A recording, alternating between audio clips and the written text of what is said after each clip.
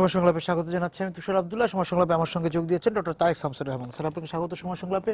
ধন্যবাদ। আজ বাংলাদেশ ভারতের যে ছিটমহল উৎসবের রাত, ৬৮ বছর পর তারা তাদের ভাষায় তারা দ্বিতীয় স্বাধীনতা লাভ করতে যাচ্ছে। হ্যাঁ, এটা তো একটা, আমি বলবো যে এটা একটা ইতিহাসের একটা অংশ, এটা একটা ঐতিহাসিক একটা দিন। এবং আপনি জানেন যে দীর্ঘ ৬৮ বছর পর তারা এক ধরনের স্বাধীনতার স্বাদ তারা পেতে যাচ্ছে। এবং মানুষের মধ্যে যে উদ্দীপনা, যে প্রত্যাশা, যে আকাঙ্ক্ষা, তারা দীর্ঘদিন যাবৎ একটি রাষ্ট্রহীনভাবে তারা বসবাস করে আসছিল, আজ সেই দিনটির অবসান হতে যাচ্ছে। এবং নিঃসন্দেহে এটা তাদের জন্য যেমনি একটি বড় পাওয়া, আমরা আবার যারা বাংলাদেশে থেকে এই জিনিসটা পর্যবেক্ষণ করছি, আমাদের কাছেও এটা একটা ইতিহাসের অংশ হয়ে রইল।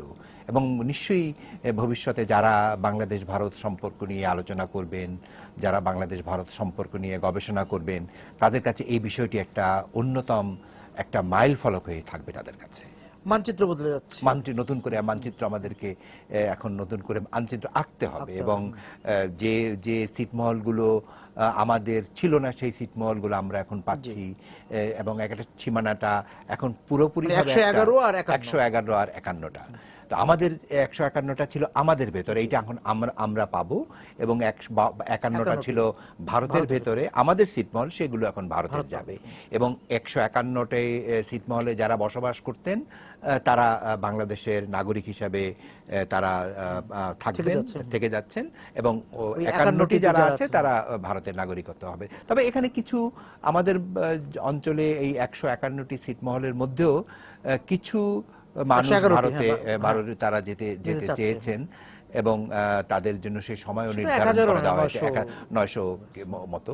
তো তাদের একটা সুযোগও দেওয়া হয়েছে। তো সুতরাং এখন এটা এখন ক্লিয়ারলি এখন ডিফাইন্ড হয়ে গেছে যে কারা বাংলাদেশের নাগরিক হবে, কারা ভারতের নাগরিক হবে। এবং এটা যেটা কত বড় একটা আনন্দের এবং কত বড় একটা অ্যাচিভমেন্ট, যেটা দীর্ঘ ৬৮ বছর এই মানুষগুলো যুগের পর যুগ তাদের পারিবারিকভাবে, তাদের কোনো রাষ্ট্র ছিল না, তাদের কোনো ন্যূনতম সুযোগ তাদের ছিল না, একটা অমানবিক ভাবে ছিল। পৃথিবীর অন্য কোথাও দেশে এভাবে কোনো নাগরিক বসবাস করে কিনা আমার জানা নেই। তবে নিঃসন্দেহে আমরা খুব এই আজকের এই ঘটনা দিয়ে আমরা অত্যন্ত আনন্দিত যে একটা বড় সমস্যার সমাধান হলো, স্থলসীমান্ত চুক্তির বাস্তবায়ন হলো। এবং এই যে ৯৮৯ বা এরকম যে সংখ্যাটি যাচ্ছে, সেটা তো খুব জনসংখ্যার বিচারে তো সেটা খুবই বেশি না। আপনি যদি টোটাল মানে প্রায় ১০০ পরিবার, এবং ধরেন এটা যে এতগুলো লোকের মধ্যে ৯০০ যাওয়া, ৯৮৯ জন, এটা খুব একটা বড় ফ্যাক্টর না। যারা ভারতে যেতে চেয়েছেন তারা কেন যেতে চেয়েছেন, কেন যাবে, এদের হ্যাঁ, আপনি তো জানেন যে এদের সাথে অনেকেরই এটা পারিবারিক সম্বন্ধ ওইভাবে ছিল। ফলে এটা হতে পারে যে তারা পারিবারিক বন্ধনের কারণেই তারা হয়তো যাচ্ছে। অন্য কোনো কারণ আছে বলে আমার মনে হয় না। অন্য কোনো কারণ থাকতেই পারে। ওদিক থেকে কেউ আসছে না, ওদিক থেকে কেউ আসছে না। এটা খুব সিগনিফিক্যান্ট যে ওদিক থেকে কেউ আসছে না। অর্থাৎ মানে এটা একটা স্ট্যাটাস কো, যে যেখানে ছিল, যারা যেখানে ছিল তারা সেই অঞ্চলটাকে এখন তাদের ভূমি মেনে নিয়েছে এবং ওই দেশটাকে তারা মেনে নিয়েছে। অর্থাৎ যে ভারতের ছিটমহলটা যেটা বাংলাদেশের ভিতরে ছিল, তারা এতদিন বাংলাদেশেই তারা বসবাস করতেন, বাংলাদেশি এলাকার মধ্যেই তারা বসবাস করতেন, কিন্তু তাদের নাগরিকত্ব ছিল না। এখন তারা নাগরিকত্বটা পেলেন। এটা একটা, আমি মনে করি যে এটা একটা ঐতিহাসিক এক ধরনের ফলশ্রুতি। ৬৮ বছরে তারা তো যে জনপদের নিকটবর্তী তারা ছিল, তাদের সঙ্গে তো তাদের এক ধরনের যোগাযোগ, এক ধরনের সম্পর্ক। এবং বেসিক্যালি এটাই হচ্ছে একটা মূল ফ্যাক্টর তাদেরকে এখানে থাকার জন্য। কারণ দীর্ঘ ৬৮ বছর, অর্থাৎ তার বাবা, তার দাদারা, মানে তৃতীয় প্রজন্ম, তো তারা এখানেই বসবাস করেছে, এই সয়েলে তারা বসবাস করেছেন। এই সয়েলের মাটি, তাদের সম্পর্ক তৈরি হয়েছে, শেকড়টা তৈরি হয়েছে এবং আত্মীয়তার বন্ধনে তারা আবদ্ধ হয়েছে। ফলে এই বন্ধনটা ছেড়ে তারা অন্য কোথাও যেতে চান নাই। যদিও তত্ত্বগতভাবে তারা ভারতীয় ছিটমহলের অধিবাসী ছিলেন, কিন্তু তারা এটাকে মেনে নিয়ে বাংলাদেশের রাষ্ট্রকেই তারা মেনে নিয়েছেন তাদের নিজ পিতৃভূমি হিসাবে। হ্যাঁ, তারা এই যে কাছাকাছি যে ভূখণ্ডের তারা সুযোগ সুবিধা নিয়েছে, শিক্ষা, স্বাস্থ্য, হয়তো সেটা আনুষ্ঠানিকতা ছিল না। এটা এটা ধরেন সেইভাবে হয়তো তাদের যে ন্যূনতম সুযোগ সুবিধাটা পাওয়ার কথা ছিল সেটা হয়তো পরিপূর্ণভাবে তারা পান নাই, কিন্তু এখন একটা ক্ষেত্র তৈরি হলো। এখন নিশ্চয়ই তাদের শিক্ষা, তাদের স্বাস্থ্য, তাদের যে নাগরিক অধিকার, এই সেবাগুলো তারা এখন পাবেন।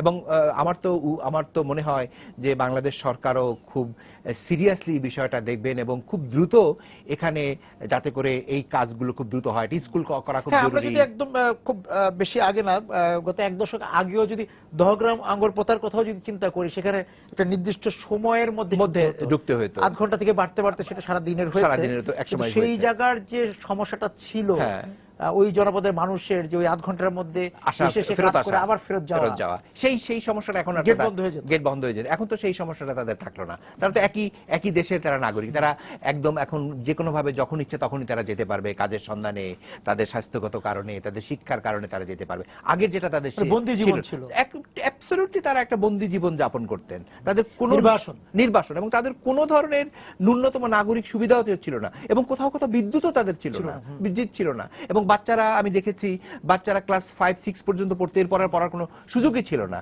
অর্থাৎ তাদের যে নাগরিক অধিকার, আমাদের সংবিধানে যে শিক্ষার অধিকার যেভাবে দিয়েছে, সেই শিক্ষা থেকে এখনো মনে পড়ে যে আমরা দহগ্রাম আঙ্গরপোতার সেই পাটগ্রাম দিয়ে যে সেখানে আমরা দেখেছি যে গেটের কাছে দাঁড়িয়ে আছে, গেট বন্ধ হয়ে যাচ্ছে, ওরা যে হুইসেল বাজিয়ে পতাকা নামিয়ে যে গেটটা বন্ধ করে দিয়েছে, সাইকেল চালিয়ে দহগ্রাম আঙ্গরপোতার কোন বাসিন্দা আসছেন, আস্তে আস্তে গেটটা বন্ধ হয়ে গেল, ঢুকতে পারছেন না। ওইটা যেহেতু আইন ছিল ওইরকম একটা বলা হয়েছে নির্দিষ্ট সময়ের মধ্যে ঢুকতে হবে, হয়তো কোনো কারণে কোনো ব্যক্তি হয়তো সেই সময়টা অ্যাডজাস্ট করতে পারেননি, ফলে তাকে অনেক কি করুন অবস্থা, যে তার নিজের বাড়িতে যেতে পারছেন না, এই শুধু হয়তো কয়েক মিনিটের জন্য। হ্যাঁ, ভিতরে দেখেছি যে স্বাস্থ্য কমপ্লেক্স করা হয়েছে, কিন্তু সেখানে হয়তো মানে গবাদি পশু চারণ ছিল, নজরদারিটা তো ছিল না, বিকজ কি এই অঞ্চলটা কার কর্তৃত্ব থাকবে এটা তো ছিল না। এখন তো যে মৌলিক অধিকারের যে সাম্যতা আনতে হবে, সেই জায়গা থেকে যেমন যে একসময় তো কোচবিহারের রাজারা পাশা খেলতে বসে তৈরি করেছিল, ইতিহাস তাই বলে, যদি পটভূমির কথা আমরা চিন্তা করি, এইটা যেন আর পাশা খেলার বিষয় না থাকে আর কি। না, নিঃসন্দেহে এখন যেহেতু আমি বলবো, এখন যেহেতু তারা বাংলাদেশের নাগরিক, সংখ্যা যাই হোক, সেটা তোর 30,000 হোক 40,000 হোক, সংখ্যা যাই হোক, তারা এখন একটা বাংলাদেশের নাগরিক, এবং 1 আগস্ট থেকে তারা সমান অধিকার পাওয়ার যোগ্য আমাদের সংবিধান অনুযায়ী। সুতরাং রাষ্ট্রকে এখন তাদের ব্যাপারে এগিয়ে আসতে হবে। তারা দীর্ঘদিন অবহেলিত ছিল, তাদের ন্যূনতম নাগরিক অধিকার তারা পাননি। আমি যেটা প্রত্যাশা করি রাষ্ট্রের কাছ থেকে, যে রাষ্ট্রের এখন উচিত হবে, সরকারের এখন উচিত হবে অগ্রাধিকার ভিত্তিতে এই অঞ্চলে প্রকল্প গ্রহণ করা। অনেকগুলো প্রকল্প, যেমন আমরা যদি বলতে পারি যে সামাজিক বেষ্টনী যেটা আছে, যেমন একটা সামাজিক বেষ্টনী, তাদের অতি দ্রুত তাদেরকে যে ন্যূনতম যে সুযোগ সুবিধাগুলো সেগুলো এনশিওর করা, সামাজিক বেষ্টনীর আওতায় তাদেরকে অন্তর্ভুক্ত করা, যারা বয়স্ক তাদেরকে বয়স্ক ভাতা নিশ্চিত করা, এবং ছোট ছোট কুটির শিল্প, সাক্ষ্যশিস্তা স্কুল করা, যেখানে যে আমরা যেটা জানি যে সেখানে কোনো হাই স্কুল পড়ার কোনো সুযোগ নাই, এখানে অতি দ্রুত হাই স্কুল করা, যাতে করে বাচ্চারা 5-6 এর পর উপরে যেতে পারে। এবং সেই সাথে আরেকটা জিনিস করা খুব জরুরি, সেটা হচ্ছে যে এই অঞ্চলে কোনো কর্মসংস্থানের কোনো সুযোগ ছিল না। সরকারের উচিত হবে এখন এই অঞ্চলে কুটির শিল্প বিকাশের ব্যাপারে অগ্রগণ্য একটা ভূমিকা পালন করা। এবং আপনি জানেন যে বাংলাদেশ ব্যাংক কিন্তু তাদের একটা ছোট প্রকল্প আছে, ক্ষুদ্র ঋণের ব্যাপারে তারা এনকারেজ করে। আমার রিকোয়েস্ট থাকবে যে এই অঞ্চলে অ্যাটলিস্ট এদের মধ্যে এই ক্ষুদ্র প্রকল্প, ক্ষুদ্র ঋণের মাধ্যমে এদের মধ্যে এক ধরনের কেন্দ্রীয় ব্যাংকেরও কিছু প্রকল্প থাকা উচিত, এবং অতি দ্রুত আমলাতান্ত্রিক জটিলতা উপেক্ষা করে অগ্রাধিকার তালিকায় স্থান দিয়ে এই অঞ্চলের ব্যাপারে একটা থোক বরাদ্দ দেওয়া, যাতে করে অতি দ্রুত সেখানে কাজগুলো করা যায়। সেখানে রাস্তাঘাট করা প্রয়োজন, সেখানে বিদ্যুৎ নেওয়া প্রয়োজন, সেখানে স্কুল করা প্রয়োজন, স্বাস্থ্য সেবাটা খুবই জরুরি। এখানে মানুষ শিক্ষাটা জরুরি। ফলে এই কয়েকটা দিকের দিকে খুব দ্রুত নিরাপত্তা ব্যাপারটা আছে সেখানে। সুতরাং এই ব্যাপারটাকে খুব গুরুত্বের সাথে বিবেচনায় নিয়ে অতি দ্রুত থোক বরাদ্দ দিয়ে অঞ্চলে মনে হয় কিনা আমি জানি না, আমি ওই জায়গায় আমি যেখানে যেতে যাচ্ছিলাম সেই জায়গার আগে একটু বলি যে যারা ওই পারে থেকে যাচ্ছে, মানে ভারতেরও মানে আপনি বাংলাদেশের কথা বলেন, ভারতের সরকারেরও তো এই একই ব্যাপারটি দেখার এখন বিষয় আছে। ভারতের আমরা দেখছি যে জলপাইগুড়িতে 4টি আর কুচবিহারে 47টি। 47টি না, ভারতে পশ্চিমবঙ্গের ভারতে যেটা হয়েছে আমরা যতদূর জানি, এই ছিটমহল বিনিময়ের যে সম্মতিতে মমতা ব্যানার্জি তখনই সম্মতি দিয়েছিলেন রাজ্যসভায় যে তাকে একটা থোক বরাদ্দ দিতে হবে, এবং কেন দিতে হবে তিনি যেটা বলার চেষ্টা করেছেন, তাদের রিহেবিলিটেশনের জন্য তাদের একটা পুনর্বাসন দরকার, এবং কেন্দ্রীয় সরকার, মোদী সরকার তাতে রাজি হয়েছেন, তারা থোক বরাদ্দটা দেবেন। এখন এখানে কিন্তু একটা সমস্যা তৈরি হতে পারে ভবিষ্যতে, কারণ আপনার বিবেচনায় নিতে হবে যে 2016 সালে সেখানে বিধানসভা নির্বাচন আছে। এখন কোন কোন মহল থেকে, বিশেষ করে বিজেপি, পশ্চিমবাংলার বিজেপির পক্ষ থেকে বলা হচ্ছে মমতা ব্যানার্জি যে পরিসংখ্যান দিচ্ছেন যারা সিটের নাগরিক পশ্চিম ভারতে নাগরিকত্ব পেয়েছেন, সে সংখ্যাটা অতিরঞ্জিত বলে মনে করছে বিজেপির কেউ কেউ নেতৃবৃন্দ। ফলে আমার ধারণা, আমি আশঙ্কা করছি পশ্চিমবাংলার বিধানসভার নির্বাচনে এবং রাজনীতিতে এটা কিছুটা হলেও একটা প্রভাব ফেলতে পারে, একটা ঢেউ তুলতে পারে। অর্থাৎ হয়তো বিজেপির পক্ষ থেকে বলা হতে পারে যে সংখ্যা বলা হচ্ছে তার অতিরিক্ত সংখ্যা দিয়ে মমতা ব্যানার্জি হয়তো আরো কিছু অবৈধ, কোট আনকোট কিছু অবৈধ বাংলাদেশিদেরকে তিনি নাগরিকত্ব দিতে যাচ্ছেন, এরকম একটা অভিযোগ আকার ইঙ্গিতে বিভিন্ন মহল থেকে বলা হচ্ছে, এবং এটা আসতে পারে নির্বাচন কেন্দ্রিক। ফলে এটা পশ্চিমবাংলার রাজনীতিতে কি হবে এটা ভবিষ্যতের ব্যাপার, আমরা বলতে পারবো না। এই ব্যাপারে পশ্চিমবাংলার সরকারই দায়িত্বটা নেবেন। তবে আমাদের কনসার্নটা হচ্ছে যে আমরা চাই না যে এই ছিটমহলে বসবাসকারী যারা ভারতে চলে গেছেন, যারা ভারতে রয়ে গেলেন, যারা বাংলাদেশে থেকে গেলেন, বাংলাদেশ নাগরিকত্ব পেলেন, তাদের নিয়ে ভবিষ্যতে কেউ রাজনীতি করবে, মানে তারা ছিটের মানুষ আর না থাকুক, ছিটের মানুষ আর তারা, তাদের যেভাবে আমরা চিহ্নিত করেছি, এখনো আমাদেরকে বলা হয়, পত্রপত্রিকাও বলা হয় সিটের নাগরিক, তারা তো এখন পরিপূর্ণভাবে 1 আগস্ট থেকে তারা বাংলাদেশের নাগরিক, পূর্ণ মানচিত্রের সংবিধান অনুযায়ী তারা পূর্ণাঙ্গ বাংলাদেশের নাগরিক। আপনার আমার যে অধিকার আছে, ওখানে যারা বসবাস করেন ছিটমহলে, তাদেরও সেই একই অধিকার আছে। ফলে এই নাগরিকদের নিয়ে ভবিষ্যতে কেউ রাজনীতি করুক, এটা নিশ্চয়ই আমরা এটা চাইবো না, আমরা প্রত্যাশাও করি না। আমি যে বিষয়টা যেতে যাচ্ছিলাম স্যার, যে ওখানে জমির ব্যবহার, এই যে ভূমি সংকট, ভূমি নিয়ে কোনো সংকট দেখা দিতে পারে। আচ্ছা, এই কথাটা কোন মাধ্যমে এসছে, এবং এই ভূমি আপনি জানেন যে বাংলাদেশের প্রেক্ষাপটে আমরা যদি ভূমি নিয়ে আলোচনা করি, সেখানে অনেক সমস্যা তৈরি হয়েছে। ভূমির এসি পর্চা, তারপর দলিল, এগুলো অনেক জটিলতা তৈরি হয়। এবং আপনি জানেন যে এই ছিটমহলে বেসিক্যালি যে সমস্ত জমি আছে, সেই জমির কিন্তু কোনো প্রপার মালিকানাও সেই অর্থে চিহ্নিত নয়। এখন যেটা হবে সেটা হচ্ছে যারা বাংলাদেশে থেকে গেলেন তাদের জমির ব্যাপারে বিচারটা তাদের বাংলাদেশের আইন অনুযায়ী এটার সমাধান হবে। এক্ষেত্রে একটু লক্ষ্য রাখা দরকার, বিশেষ করে স্থানীয় প্রশাসনের এদিকটা লক্ষ্য রাখা দরকার, যাতে করে কোনো দালাল চক্রের হাতে কেউ না পড়ে সর্বশান্ত হন। আর ভারতে যারা থেকে গেলেন তাদের যে জমির ব্যাপারটা নির্ধারণ হবে ভারতের আইন অনুযায়ী।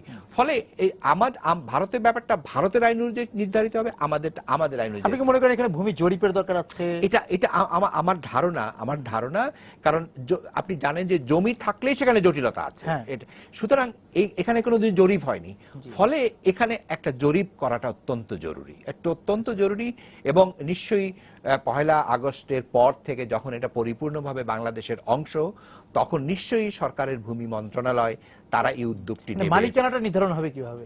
মালিকানা যেখানে অবস্থান করছে, কৃষি জমি বা যেটা ভোগ করছে, যারা ভোগ করছে সেই অনুযায়ী পারিবারিকভাবে উত্তরাধিকার সূত্রে থেকে সেখানে নিশ্চয়ই তথ্য প্রমাণ সহ এই বিষয়গুলো একটা ব্যবস্থাপনার মধ্যে আসতে হবে। তবে এখানে সরকারের সংশ্লিষ্ট ভূমি মন্ত্রণালয় এবং প্রশাসন এখানে ইনভলভ হতে হবে, না হলে ওই দালাল চক্র এখানে এসে বের করবে। ফলে এখানে সরকারের ভূমিকাটা অত্যন্ত স্ট্রং, ভূমি মন্ত্রণালয়ের বিষয়টা অত্যন্ত স্ট্রং, এবং আপনি যেটা বললেন ভূমি জরিপ, এটাও খুব স্ট্রং। সুতরাং এই 3টি অংশ যদি খুব সক্রিয় হয়, তাহলে কিন্তু দালাল চক্রের এখন থেকে মনোযোগী হয়, এখন থেকে অ্যাবসলিউটলি, যাতে করে দালাল চক্রের ঘাড়ে না এরা পড়ে। যাতে করে বিভ্রান্ত তারা না হয়। হ্যাঁ, তারা তাহলে যে মামলা মোকদ্দমায় ব্যস্ত হবে একদম টোটালি, কারণ আপনি জানেন যে ভূমি নিয়ে যখন প্রচুর মামলা, এই মামলা শেষ হতে 20 বছর 30 বছর 40 বছর লেগে যায়। ফলে এই যাতে এখানকার মানুষ অনেক সাফার করেছে, তাদের অনেক ক্ষতি হয়েছে জীবন থেকে। মানে 68 বছর আগে এই জমি কার ছিল সে প্রশ্ন এখন তোলার কিছু নাই, এখন তোলার কিছু নেই। অর্থাৎ এখানে একটা স্ট্যাটাস কো মেইনটেইন করতে হবে, যে জমি ভোগ করছে, যে জমি চাষ করছে, এটাকে একটা মডেল হিসাবে ধরে হয়তো মালিকানা এভাবে নির্ধারিত হতে পারে।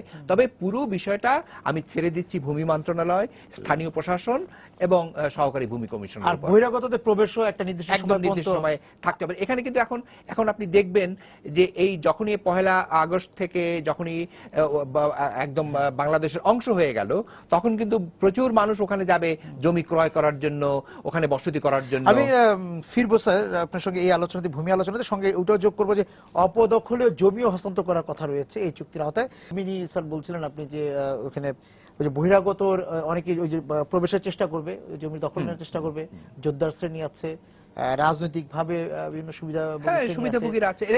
এটা আপনি নিশ্চয়ই আমাদের বাংলাদেশের যে রাজনৈতিক কালচার, সেখানে আমরা প্রায়শই দেখি যখনই কোথাও নতুন একটা ভূমির জন্ম হয়, চর জেগে ওঠে, সেই চর দখল করার একটা প্রতিযোগিতা শুরু হয়। এখন ছিটমহল দখলের একটা সম্ভাবনা আছে, এটা আমি অস্বীকার করতে পারবো না। যখন দেখা গেল যে এটা বাংলাদেশের পার্ট হয়ে গেছে, সীমান্ত ওপেন, সুতরাং এখানে অনেক লোক এসে হয়তো দাবি করবে যে আমার 70 বছর আগে আমার দাদা এখানে ছিলেন, এখান থেকে চলে গেছি, ক্লেম করার সুযোগ হবে। কিন্তু এক্ষেত্রে স্থানীয় প্রশাসন, আমি যেটা বলছি, তাদেরকে সক্রিয় হতে হবে এবং আইন শৃঙ্খলা পরিস্থিতির যাতে অবনতি না হয়, বহিরাগতরা যারা এখানে প্রবেশ করতে না পারে সেই বিষয়টি দেখা অত্যন্ত জরুরি।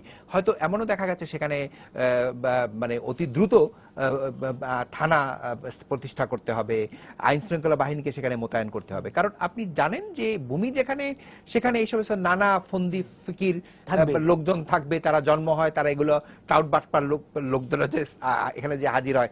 ফলে এদের থেকে মানুষ যত ভোগান্তির শিকার না হয় সেই বিষয়টা অত্যন্ত জরুরি। অর্থাৎ বিষয়টা হচ্ছে এরকম, যারা বংশ পরম্পরায় এই জমি চাষ করছে, এখানে বসবাস করছে, এখানে থাকছে, তাদেরকে ওই স্ট্যাটাস কো মেইনটেইন করা, অর্থাৎ সেখানে তারাই থাকবে, এর মালিকানা তাদেরই। এইটাকে বিবেচনায় নিয়েই অন্য কোনো লোক যাতে এখানে পেনেট্রেট করতে না পারে, ঢুকতে না পারে, দাবি করতে না পারে, এই বিষয়টাকে প্রশাসনকে, জেলা প্রশাসককে এই বিষয়গুলোর ব্যাপারে সতর্কতা অবলম্বন করতে হবে। এবং সেই জায়গা থেকে একটা বিষয় আমি যেতে চাই যে এই যে দুই দেশের মধ্যে যে আন্তঃযোগাযোগ, আন্তঃসংযোগের ক্ষেত্রে এই ছিটমহল কতটা কোনো ভূমিকা রাখতে পারবে কিনা? না, এখন তো ধরেন মানে যখন সীমান্তটা এখন ওপেন হয়ে গেল, সীমান্তটা এখন ক্লিয়ারলি ডিফাইন যে আমার সীমানা কোথায় দিয়ে শেষ হয়েছে, ভারতের সীমানা কোথায় হয়েছে। এখন ধরেন একটা দুটো ভারতের সাথে বাংলাদেশের স্থানীয়ভাবে যে সম্পর্ক, সেই সম্পর্ক তো আদি সম্পর্ক, হয়তো 100 বছরের পুরনো সম্পর্ক। এই সম্পর্কটা একটা সীমান্ত দিয়ে তো বন্ধ করা যাবে না। ফলে এদের আত্মীয়তার সম্পর্ক আছে, দেশ দুটো আলাদা হয়ে যাবে এখন। কিন্তু দেখা গেল ওই ছিটমহলের সাথেও হয়তো কোনো না কোনো সম্পর্ক আমাদের রয়ে গেছে। ফলে এই ব্যাপারে যাতে করে ছিটমহলবাসীদের যাতায়াতের সুযোগ সুবিধা যাতে করে বাড়ানো যায়, এই বিষয়টি সরকার দেখতে পারে। সীমান্তে যে ধরনের ঘটনাগুলো আমরা দেখি সেগুলো হয় না, এটা আমার ধারণা এই অন্তত এইখানে হওয়ার সম্ভাবনাটা কম। কারণ এখানে তো সীমান্তটা, আপনি দেখবেন সীমান্তটা, সমস্যাটা কোথায় তৈরি হয়, সীমান্তটা মূলত যেখানে গরু পাচারের সাথে সম্পর্কিত ওই অঞ্চলটাতেই সীমান্তটা বেশি ভায়োলেশন হয়, ওখানেই ভায়োলেশন হয়। ভারতীয় গোয়েন্দা কি বলে, ভারতের সীমান্ত রক্ষী বাহিনীর গুলিতে মানুষ মারা যায়। কিন্তু এখানের ব্যবস্থাটা অতটা সেই পর্যায়ে যাবে না বলে আমার ধারণা। কারণ এখানে সীমান্তটা তো এভাবে গরু বর্ডার ট্রেডের কিছু নাই, বর্ডার ট্রেডের কিছু নাই। ফলে এখানে সীমান্তটা সীমান্ত উত্তেজনা থাকবে কিংবা সীমান্তে গরু পাচারের সম্ভাবনা তৈরি হবে এমনটি নয়। ফলে এখানে নিয়ে খুব একটা বড় কিছু ভাবনার কিছু নাই।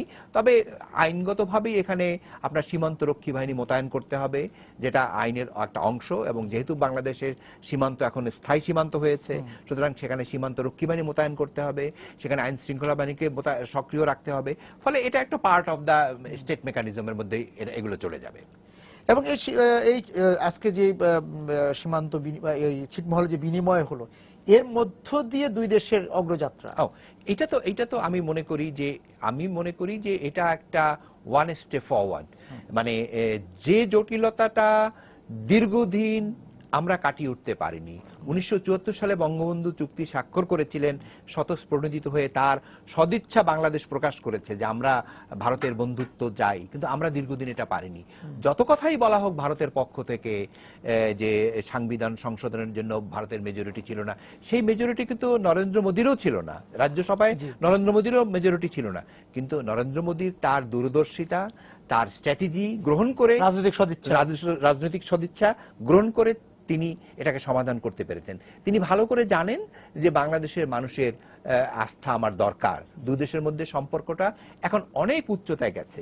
ফলে এই যে সীমান্ত এখন নির্ধারিত হলো, সীমান্ত চুক্তির মধ্যে দিয়ে আমরা আমাদের সীমান্তটা স্থায়ী সীমান্ত পেলাম, এখন ভারত সরকারের উচিত হবে আমাদের আরো যে কতগুলো জটিলতা তৈরি আছে দুই দেশের মধ্যে, পানি থেকে শুরু করে ট্রেড, আরো অন্য বিষয়গুলো, সেই বিষয়গুলোর ব্যাপারে আরো ইতিবাচক মনোভাব দেখানো। তাহলে হবে কি, তাহলে বাংলাদেশের মানুষের কাছে ভারত যে একটা বন্ধু, এটা আরো দৃঢ়ভাবে স্থান পাবে। আমরা এমনটাই চাই। এটা একটা ক্ষেত্র তৈরি হলো, সীমান্ত এখন নির্ধারিত হলো, সীমান্ত এখন আমাদের চিহ্নিত, ফলে এটা একটা ওয়ান স্টেপ ফরওয়ার্ড, আমি সামনের দিকে আগাতে চাই। এবং আমার ধারণা বাকিগুলোতেও কিছু কিছু বরফ গলবে, যে জটিলতাগুলো আছে সে জটিলতাগুলো আস্তে আস্তে কমে যাবে। এবং এই যে এখানে যেমন মানে ঐক্যমতে পৌঁছা গিয়েছে, সেটাও মানে কারণ পশ্চিমবঙ্গ তিস্তার ক্ষেত্রে একটা বড় ভূমিকা পালন করছে আমরা জানি, সেই জায়গাতেও এই ছিটমহল বিনিময়ের মধ্যে যে আস্থাটা দেখা যাচ্ছে, আমার এখানেই হচ্ছে মানে রাজনৈতিক দূরদর্শিতার একটা বড় প্রমাণ। আমি নরেন্দ্র মোদীকে সাধারণ ভারতের একজন রাষ্ট্রনায়ক হিসাবে দেখতে চাই না। তার অনেক ভিশন আছে এবং তার অনেক ফার্স্টলাইটনেস আছে। তিনি জানেন কিভাবে কাজটা আদায় করতে হবে। অতি সূক্ষ্মভাবে তিনি মমতা ব্যানার্জির মতো একজন হকিশ নেতাকেও, আঞ্চলিক নেতাকেও তিনি বাগে আনতে পেরেছেন। ফলে একটা বটলনেক্স কেটে গেল, একটা বড় বাধা কেটে গেল সীমান্ত চুক্তি।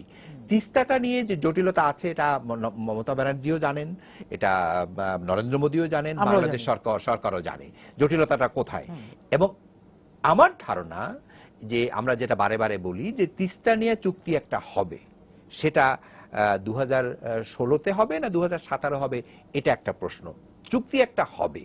এখন এই চুক্তি হওয়ার জন্য যে সময়টা প্রয়োজন, নরেন্দ্র মোদী সেই সময়টাই নিচ্ছেন। এবং আমার ধারণা হয়তো আস্তে আস্তে আমরা এই তিস্তা চুক্তিটাও দেখব, গঙ্গা চুক্তির মতো তিস্তা চুক্তিও স্বাক্ষরিত হবে। আপনার নিশ্চয়ই স্মরণ আছে যে মমতা ব্যানার্জি ঢাকা সফরের পর কিন্তু একটা অ্যাচিভমেন্ট হয়েছে। নরেন্দ্র মোদী কিন্তু একটা কমিটি গঠন করে দিয়েছেন পশ্চিমবাংলা এবং সিকিমকে নিয়ে, কারণ তিস্তাটা আসছে হলো সিকিম থেকে, সিকিম হয়ে। এখন অভিযোগ আছে সিকিম থেকে পানি প্রত্যাহার করে নেওয়া হয় এবং সেখানে তারা ড্যাম তৈরি করেছে, এবং কথাটা সত্য, সেখানে পানির প্রবাহ বাঁধ তৈরি করা হয়েছে, সেখানে পানির প্রবাহ কমছে।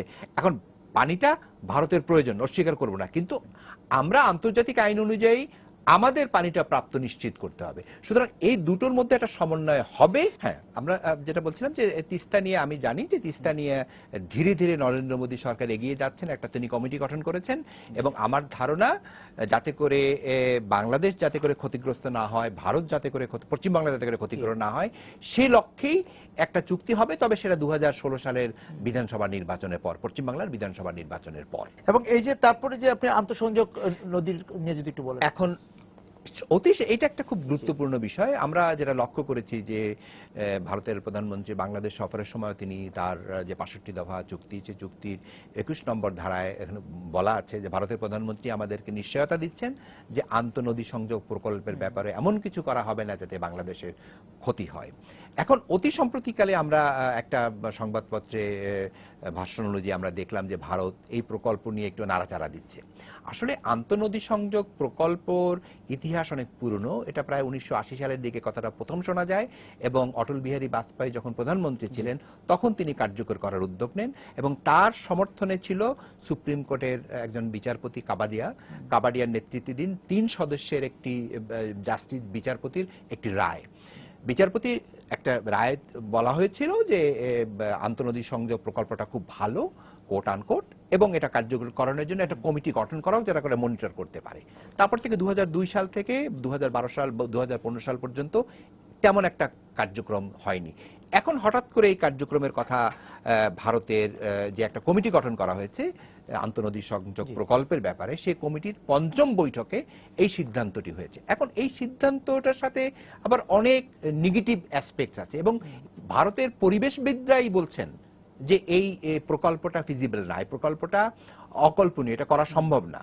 এবং ভারতের প্ল্যানিং কমিশনের সদস্য একজন ডক্টর শিশির তিনিও বলেছেন 2012 সালে রেকর্ডেড আছে যে এটা প্রকল্পটা করা সম্ভব না।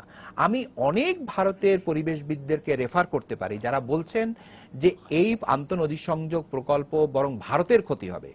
যে যুক্তিতে ভারত দেখাচ্ছে যে তারা হিমালয় অঞ্চলের পানিটাকে ক্যানেলের মাধ্যমে 30টা ক্যানেলের মাধ্যমে তারা নিয়ে যাবে দক্ষিণে খরাপরিত অঞ্চলে, এখানে ভারতের পরিবেশবিদরা, ভারতের সায়েন্টিস্টরাই বলছেন যেখানে খরা অঞ্চলের খাদ্য উৎপাদন বাড়ানোর জন্য বিকল্প পন্থা নেওয়া যায় এবং তারা বিকল্প পন্থার কথা বলছেন।